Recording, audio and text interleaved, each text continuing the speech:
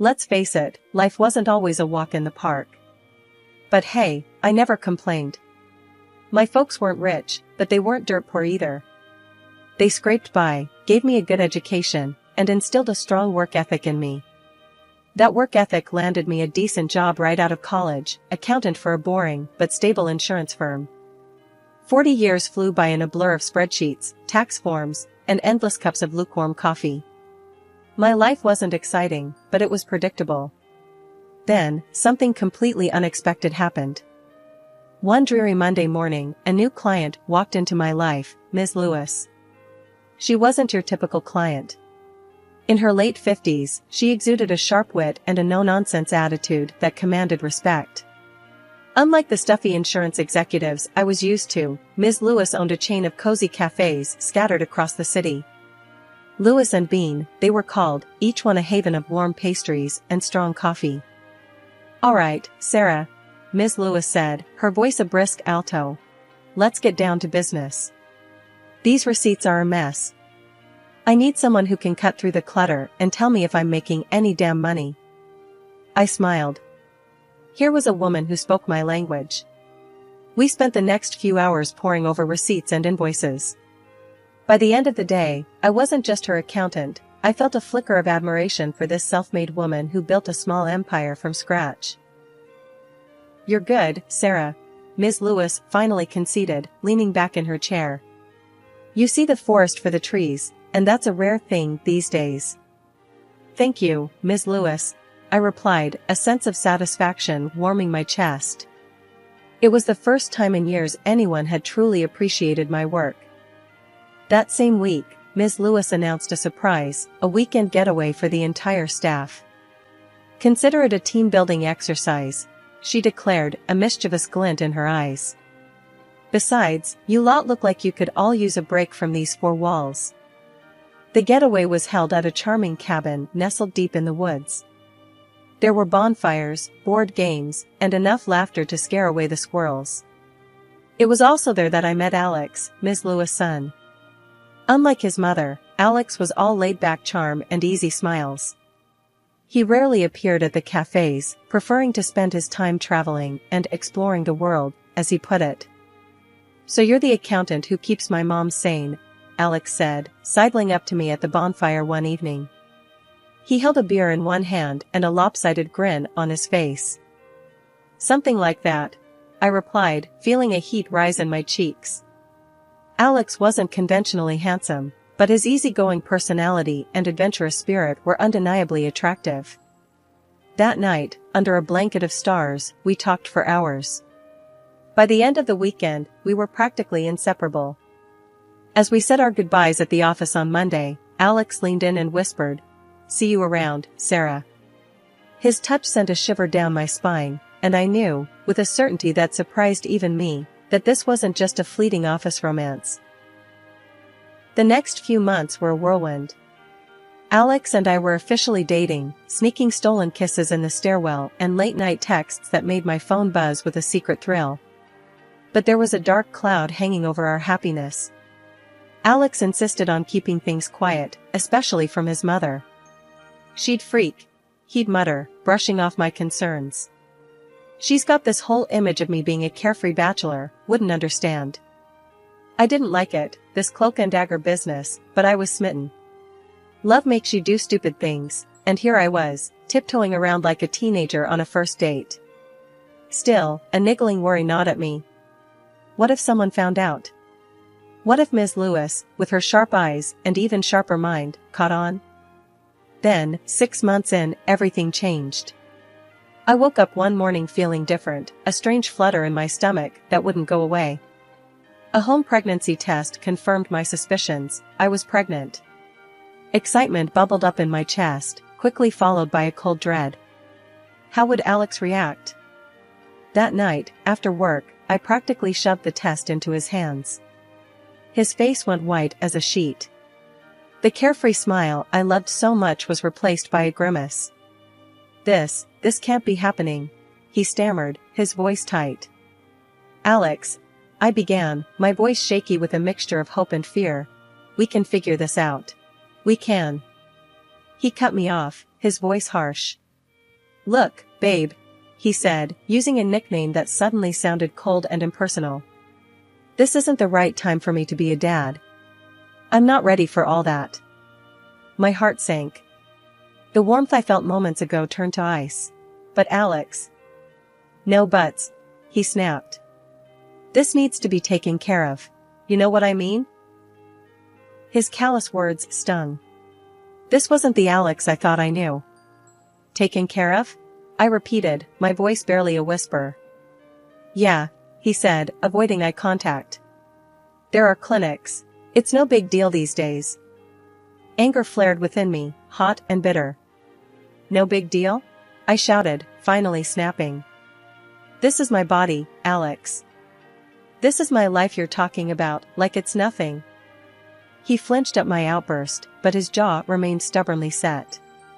Look, he sighed, running a hand through his hair. I'm not trying to be a jerk. But you gotta be realistic. You're not exactly a spring chicken anymore. What if something goes wrong? What if? He didn't finish the sentence, but the implication was clear. I was old, unfit, unworthy. Tears welled up in my eyes, blurring my vision. And what about Ms. Lewis? He added, his voice dropping to a low murmur. If she finds out, I'm toast. You're toast. We're both toast. His words were a cruel slap in the face. It wasn't just about him anymore. He was threatening my job, my livelihood, all to protect his precious image as the carefree bachelor's son. The man I loved was turning out to be a selfish coward, and the realization shattered me. I spent the next few days in a daze. I couldn't sleep, couldn't eat. My work suffered, and Ms. Lewis, bless her perceptive heart, must have noticed. One afternoon, she called me into her office, her usually sharp eyes filled with concern. Sarah, she began, her voice gentle, but firm. What's going on? You look like you haven't slept in a week. Taking a deep breath, I blurted out the only truth I could manage. I'm pregnant, I whispered, the tears finally spilling over. And the father, he left me.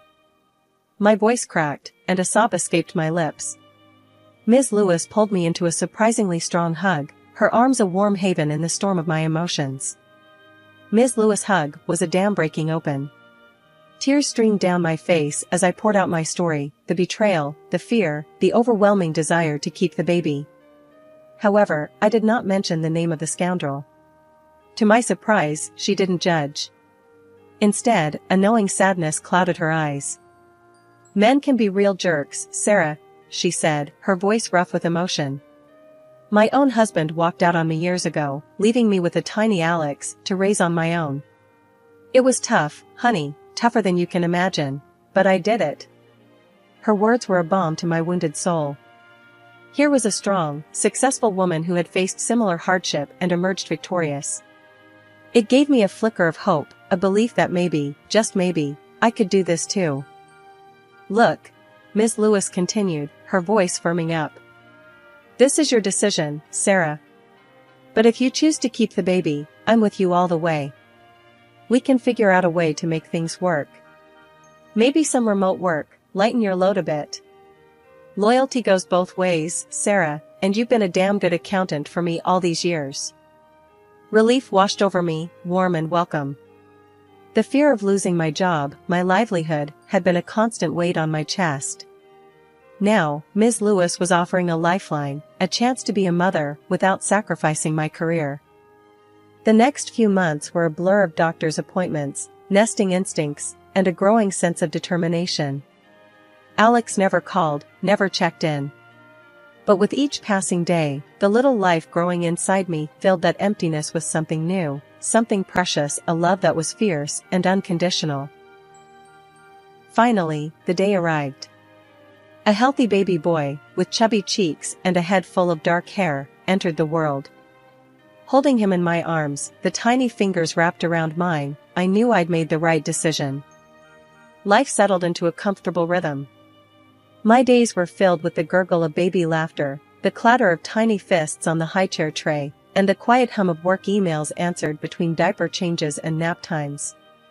Ms. Lewis, bless her heart, even offered to help out with childcare sometimes, spoiling my son rotten with trips to the zoo and afternoons filled with her famous chocolate chip cookies. Then, one day, Ms. Lewis dropped a bombshell on me. "I'm thinking of shaking things up, Sarah," she announced, her eyes twinkling with a mischievous glint. "Those cafes have been good to me, but I'm hungry for a new challenge." She explained her plan, to ditch the cafes altogether and open a bakery. Not just any bakery, mind you, but a franchise of this hotshot bun company everyone was raving about. "It's a gamble, Sarah," Ms. Lewis admitted, "but I have a good feeling about it." As the accountant, the financial side of things fell to me. I crunched numbers, analyzed reports, and presented Ms. Lewis with a detailed business plan. The more I dug into it, the more excited I became. Of course, not everyone was on board. The day Ms. Lewis announced her plans to the office, the door practically slammed itself shut behind a fuming Alex.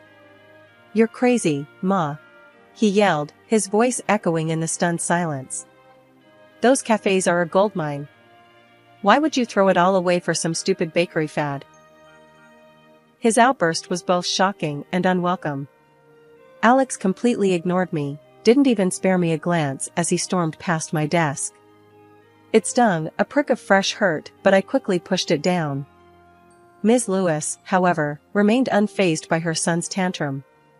"Don't listen to him, Sarah," she said, her voice firm. "He wouldn't know a good business opportunity if it bit him in the... Well, you get the picture." Despite Alex's disapproval, Ms. Lewis was determined. With my help and a hefty loan, she sold the cafes and took the plunge into the world of artisanal bread and fancy pastries. The first year of the bakery was a nail-biter. Customers trickled in, but not enough to fill the cavernous space Ms. Lewis had leased. The dream of fresh-baked success seemed to be slowly turning stale. One particularly tense afternoon, I was presenting some financial reports to Ms. Lewis when Alex barged in, uninvited as usual. He glanced at me with a sneer, then turned to his mother. "See, Ma," he scoffed. "Told you this was a stupid idea. You're gonna lose your shirt, thanks to your lousy advisors." He flicked his gaze back to me, his voice dripping with disdain. "And you," he sneered, pointing a finger at me. "You should be fired for dragging her into this mess." Before I could retort, Ms. Lewis slammed her fist on the table, the force of it making the coffee cups jump. "Alex," she roared, her voice surprisingly strong. "You will show respect in my office. Sarah is a valued employee, and you will treat her as such." Alex, taken aback by his mother's sudden outburst, mumbled something about "just looking out for you," then slunk out of the office, leaving a trail of awkward silence in his wake. Ms. Lewis sighed, pinching the bridge of her nose. "Don't mind him, Sarah. He can be a real jackass sometimes." I managed a weak smile. Alex's presence was always unpleasant, but witnessing his blatant disrespect towards his mother was a new low. 3 years later, that hard work paid off. Customers became regulars, raving about the sourdough bread and the decadent chocolate croissants. The bakery, once a struggling startup, was now a local institution, a bustling hub of deliciousness. Ms. Lewis and I celebrated the bakery's first $1 million year with celebratory cupcakes and an extra-large pot of coffee. The joy of success was bittersweet, however. Just a few days later, Alex strutted into the office, not alone this time. On his arm hung a young woman, all blonde hair and tight dresses, his new wife, as it turned out. They were there to discuss household matters with Ms. Lewis, their voices laced with a sense of entitlement. As they walked past my office on their way out, I couldn't help but overhear a snippet of their conversation. "She's being a stubborn old bat," Alex grumbled. "Refuses to give us any money. Maybe we should just..." His voice trailed off.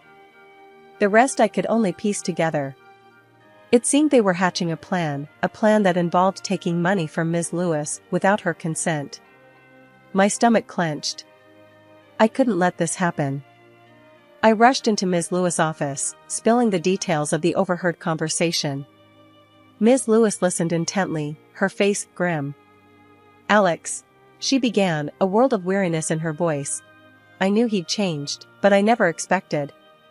But we didn't have time to do anything because a shadow began to fall over Ms. Lewis' bright spirit. What started as occasional fatigue escalated into frequent bouts of illness. She'd brush it off, claiming it was just getting old, joking about how even her body was finally ready to scrap after all these years. I, of course, wouldn't have it. "Don't be ridiculous," I'd retort. "You've got more energy than most 20-year-olds I know. You just need to see a doctor." But Ms. Lewis, bless her stubborn heart, was determined to stay on her feet. The bakery was finally hitting its stride, generating its first real profits, and she didn't want to take her eye off the prize. "There'll be time for doctors later, Sarah," she'd say, her voice a little raspy. "Right now, we've got a bakery empire to build." Then came the day that turned my worry into full-blown dread. Ms. Lewis was presenting a new line of seasonal pastries to the staff when she suddenly doubled over, clutching her stomach. Panic surged through me as I rushed to her side. "It's nothing, Sarah," she gasped, her voice weak. "Just a wave of dizziness. Give me a minute." She reached into her purse, her hand trembling, and pulled out a small bottle of pills. "Just need a little boost," she mumbled, offering me the bottle. I took it, eyeing the plain packaging with suspicion. No label, no expiry date, just a jumble of unfamiliar letters. "What are these?" I asked, my voice firm. Ms. Lewis winced. "Alex got them for me," she admitted, her voice barely a whisper. "Some new thing for energy and focus," he said. "Strong stuff apparently." My blood ran cold. This wasn't a coincidence. This was an attack. Alex was somehow, someway, making his mother sick. The thought filled me with a rage so primal it scared even me. "We need to get these tested," I declared, my voice hard. "We need to know exactly what's in them." Ms. Lewis, shaken but resolute, nodded in agreement. "Meet me at the office tomorrow," she rasped, her voice regaining some of its old strength. "We'll figure this out, Sarah. We always do." Her words fueled my resolve. I wouldn't let her down. Leaving work early, I tucked the pill bottle into my purse and headed straight to the lab. There, I met with Emily, a brilliant chemist and one of my closest friends. Whisking her into a secluded corner, I filled her in on the entire situation. Emily listened intently, her brow furrowed in concern, and promised to expedite the analysis, and I left the lab with a churning stomach, the weight of the knowledge heavy on my shoulders. The next morning, even before I reached the office, my phone buzzed with an email notification. It was from Emily, the subject line, Stark. Analysis results urgent. My heart pounded as I clicked it open, dread twisting in my gut. The email confirmed the worst. The pills contained a potent cocktail of substances, designed to mimic energy-boosting supplements, but with a sinister twist. Long-term use could lead to serious health problems, potentially even death. My stomach churned as I raced towards Ms. Lewis' office, the email with the test results burning a hole in my pocket. I needed to get to her, to lay out the horrifying truth about Alex and those pills. Just as I reached for the doorknob, my phone shrieked to life, the caller ID flashing my nanny's name. "Sarah," her voice crackled through the receiver, laced with panic. "Something's come up. A family emergency, I gotta leave right away. Can you?" The rest of her sentence was lost in the static, but the message was clear. I was on my own, juggling a brewing corporate scandal and a 3-year-old with nowhere to go. Frustration bubbled up, threatening to boil over. This was exactly the wrong time for a childcare crisis. Thinking fast, I called my son's daycare, only to be met with their voicemail message. Desperate, I dialed Ms. Lewis' number, hoping for a miracle. "Sarah? What's wrong?" Ms. Lewis' voice came through, laced with concern. I explained the situation, the jumble of childcare woes, and a burning need to discuss something urgent. A beat of silence followed, then a sigh. "Bring him in, Sarah," Ms. Lewis said, her voice firm. "We'll figure something out." Relief washed over me. With a grateful thank you, I bundled my son into the car, his bright chatter a stark contrast to the turmoil brewing within me. As soon as I entered the office and sat my son down on a chair, the door flew open, revealing Alex in all his smug glory. On his arm hung his glamorous wife, her perfectly coiffed hair and designer dress a stark contrast to the chaos of my day. Their arrival was like a punch to the gut. But before I could react, Alex spotted my son, who was happily exploring a corner of the office. His face contorted in a sneer. "What the hell is this?" he bellowed, his voice dripping with venom. "Don't even try to pull this blackmail crap, Sarah. That kid means nothing to me." His words hung heavy in the air, a cruel and public declaration. Ms. Lewis, who had just entered the room, froze in the doorway, her eyes widening in shock. "Alex," she gasped, her voice tight. "What are you talking about?" Confusion warred with a dawning confidence in my head. Taking a deep breath, I met Ms. Lewis' bewildered gaze. "He's your grandson, Ms. Lewis," I said, my voice surprisingly steady. "Alex and we dated for a while. 6 months, to be exact. And then he left, when he found out I was pregnant." The revelation hung in the air, thick with tension. Alex's wife, the picture of perfect composure moments ago, let out a surprised gasp. "This is ridiculous," Alex blustered, his face reddening. "She's lying. This is all a..." But his tirade was cut short by his wife. Her voice, usually soft and breathy, now held a steely edge. "Alex," she said, her words clipped, "we need to deal with this. Now. Otherwise, the little surprise might have a claim on your inheritance." A strained silence filled the room after the bombshell dropped by Alex's wife. Then, to my surprise, Ms. Lewis let out a shaky laugh, a sound more like a cough racking her frail body. But she pushed through, her voice surprisingly strong as she addressed the stunned couple. "Hold your horses, you two," she rasped, her eyes flashing with defiance. "Inheritance? It's a little early for that, wouldn't you say? Besides, I'm not going anywhere anytime soon, not even if that's what you two vultures are hoping for." Her words hung heavy in the air, accusation dripping from each syllable. Then, with a dramatic flourish, she pulled out the email I had forwarded her earlier. "And thanks to Sarah here," Ms. Lewis continued, her voice gaining strength, "I know exactly what that little gift of yours is all about." She pointed a finger at the pill bottle. "Poison, that's what it is. You tried to poison me, Alex." The color drained from Alex's face, replaced by a sickly pallor. His wife, once the picture of composure, began to fidget nervously, her carefully painted nails digging into the flesh of her arm. The jig was up, their little scheme laid bare. "You're out," Ms. Lewis declared, her voice ringing with finality. "I'm changing my will. You get nothing. Not a dime, not a single brick from this bakery." Anger flashed across Alex's face, quickly morphing into a desperate plea. "But Ma," he whined, "give me another chance. I was just..."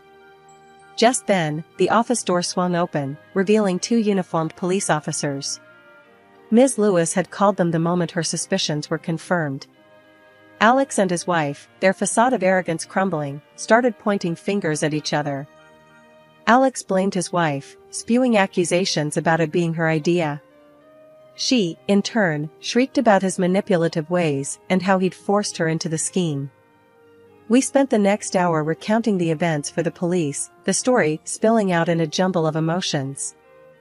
Finally, with a promise to keep me updated on the investigation, the officers left. Exhausted but strangely exhilarated, I gathered my things, ready to head home. As I bundled my son into his car seat, Ms. Lewis placed a hand on my shoulder, her voice softer now. "Thank you, Sarah," she whispered, her eyes glistening. "For everything. You saved my life." My throat tightened. "We did it together, Ms. Lewis," I managed, my voice thick with emotion. The legal battles that followed were long and messy, but ultimately, justice prevailed. Alex and his wife were found guilty, receiving sentences that reflected the severity of their crime. Ms. Lewis, with a renewed zest for life, took her grandson under her wing, showering him with love and spoiling him rotten. As for me, she made a shocking, yet somehow fitting, decision. She was leaving the bakery to me, her loyal and courageous accountant. It was a legacy of trust and gratitude, a reward for standing by her side when she needed me most.